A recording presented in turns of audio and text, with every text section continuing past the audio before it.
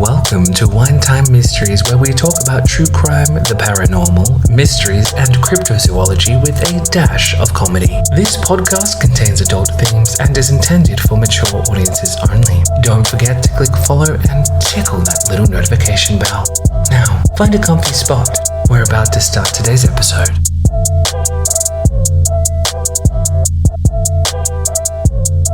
It dawned on us recently that Season 2 hasn't had a lot of exploration outside of true crime, other than our silent killers and dancing to death episodes. So, we thought long and hard and figured that the best solution was technically the only solution, that was to research and record something a little different for you this week. But there's a twist. Today's episode is a solo venture, so not even Ashley knows what's happening. And while I hate recording alone, I must admit I enjoy her suffering the unknown. But don't worry, today is a short one, which honestly has kind of been my trend lately, so perhaps it's just a normal one. So no, today's episode is not a true crime or a paranormal tale, a cryptid, or even an urban legend.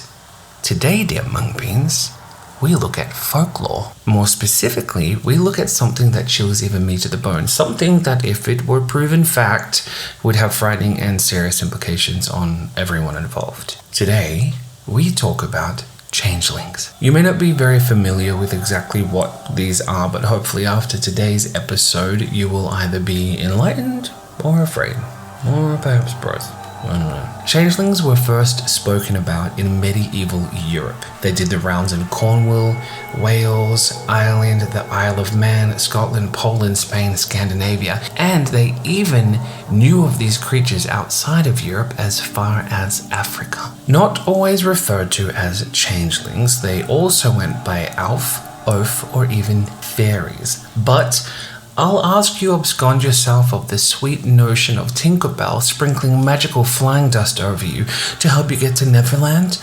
Only you might end up in the never to return, that is. Okay, well, in some of the tales people do return, but like in most of them they don't. So no, it's not a kind, benevolent entity sent forth to bring joy.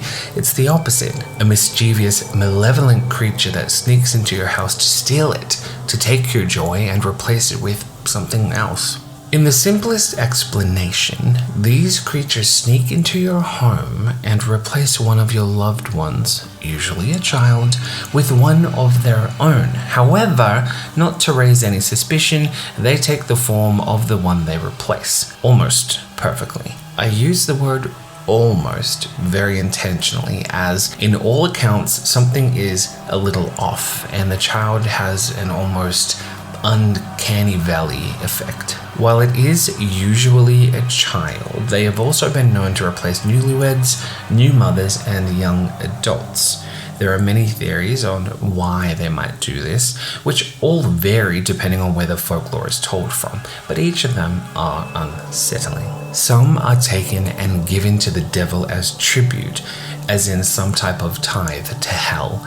Others as human slaves to do anything the Fae desire, including raising their own young, and in some cases, they replace the youth with their elderly who have entered the twilight years of their lives to be cared for, loved and coddled by the missing children's human parents. Growth and I don't like it. There are some similarities in each of the tales throughout the regions, and that is regarding the appearance, the child's development, behavior, and their general health. It is reported that they are slow to grow, develop physical and or mental abnormalities, and sometimes show intelligence far past their natural ability. Some apparently grow sharp teeth and wiry hair and have jaundice, or strangely would jump around, dance, and play an instrument when they thought they were good and alone. Okay, that instrument one was really stupid, but ignore it and focus on the scarier aspects of today's episode. Okay, good. There are also some theories that the vessel remains the same and that it is the soul that is replaced. For lack of a better term, it's somewhere in the ballpark of possession, which I find equally icky, and I don't like that either, babes. But don't worry, there are some things that you can do to ward these little bastards off, like hanging an inverted coat or a pair of open iron scissors where the baby sleeps, because suffocation and beheading aren't much of a concern compared to changelings. Or you could forfeit your own mental health and give your child crippling anxiety by watching them 24 hours a day, 7 days a week. Now those fey fucks are nothing compared to a mother's hawk-like vision. You know, in the medieval times where everything was lit by candle and they had no corrective eyewear. Yeah, those times. I digress. Unfortunately, there is a darker, more factual account of what was actually happening here. And even though it is frightening, I do prefer the folklore, to be honest. The truth is that the parents were looking for an excuse to explain a sickly or deformed child, whether it be mild or extensive, and even the royals were not immune to this plight. Similar to the witch trials, children were beaten, burned, and drowned in order to elicit a confession. There was a lady who bathed, quotation marks, her son to death and was acquitted of the murder as she was merely trying to drive the evil spirit out of her child, end quote. Even some adults experienced the same fate. Sometimes folklore is a fancy dress that the ugly truth gets to wear to make history seem less objectionable, but in my opinion, you can sprinkle glitter on shit, but it's still a turd. Just a little more aesthetically pleasing. Sorry, yes, I know, way to bring down the atmos, mate. But honestly, if you had been listening to our episodes long enough, you would have known by now that that's kind of just what I do.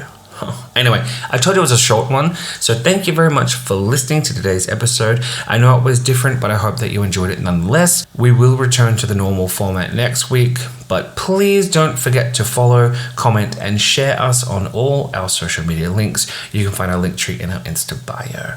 Until next time, bye.